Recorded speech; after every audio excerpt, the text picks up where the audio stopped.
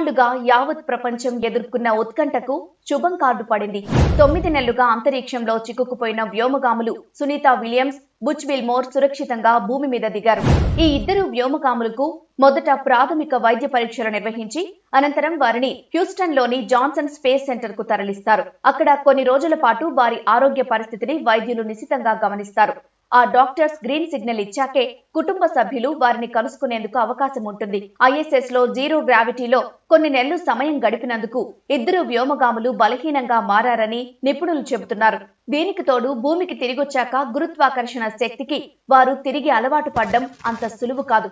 ఈ క్రమంలో వారు నిలబడ్డం, చూపును స్థిరంగా ఉంచడం, నడక, పక్కకు తిరగడం వంటి చర్యల్లో ఇబ్బందులు ఎదుర్కొంటారు.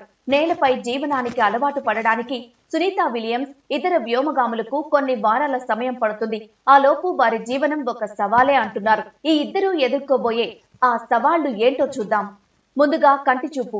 వ్యోమగాముల తలభాగంలో అధికంగా చేరే ద్రవాల్లో కొంత కంటి వెనుక భాగంలో ఆప్టిక్ నాడి చుట్టూ ఉండిపోతుంది. దీనివల్ల చూపు మందగించడం లాంటి సమస్యలు, కంట్లో నిర్మాణపరమైన మార్పులకు ఆస్కారం ఉంటుంది.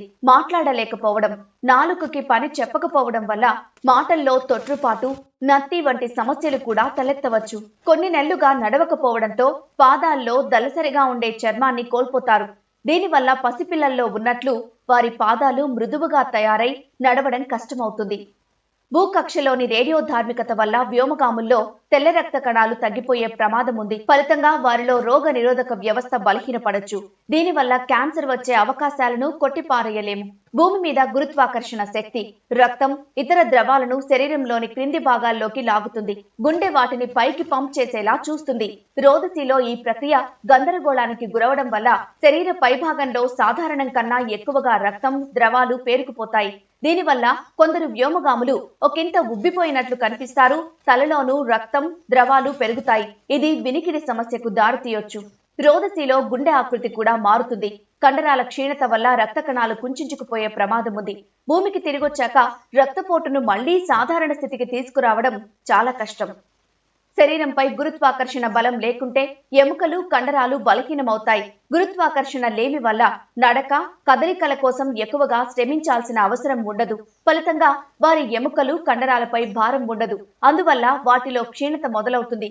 అలాంటిది ఏకంగా 9 నెలల పాటు ఏ గ్రావిటీ లేని స్పేస్ లో గడిపాక కండరాలు దాదాపు 40% వరకు బలహీనపడతాయి. చెవిలోని వెస్టిబ్యులర్ అనే అవయవం గురుత్వాకర్షణకు సంబంధించిన సమాచారాన్ని మెదడుకు చేరవేస్తుంది. తద్వారా మనం భూమి మీద నడిచేటప్పుడు తుళ్లి పడిపోకుండా స్థిరంగా ఉంచడంలో కీలకంగా వ్యవహరిస్తుంది.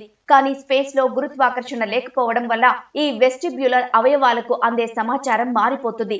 దీనివల్ల మెదడులో గందరగోళ పరిస్థితి ఏర్పడి కళ్ళు తిరగడం, తలనొప్పి, కడుపులో వికారం, వాంతులు వంటి సమస్యలు తలెత్తుతాయి. భూమికి తిరిగొచ్చాక వ్యోమగాములపై గురుత్వాకర్షణ ప్రభావం తిరిగి మొదలవుతుంది. దాంతో వారు స్పేస్ లో ఎలాంటి సమస్యలు ఎదుర్కొన్నారో మళ్లీ కొన్నాళ్ల పాటు అవే సమస్యలు ఇక్కడ ఎదుర్కోవాలి.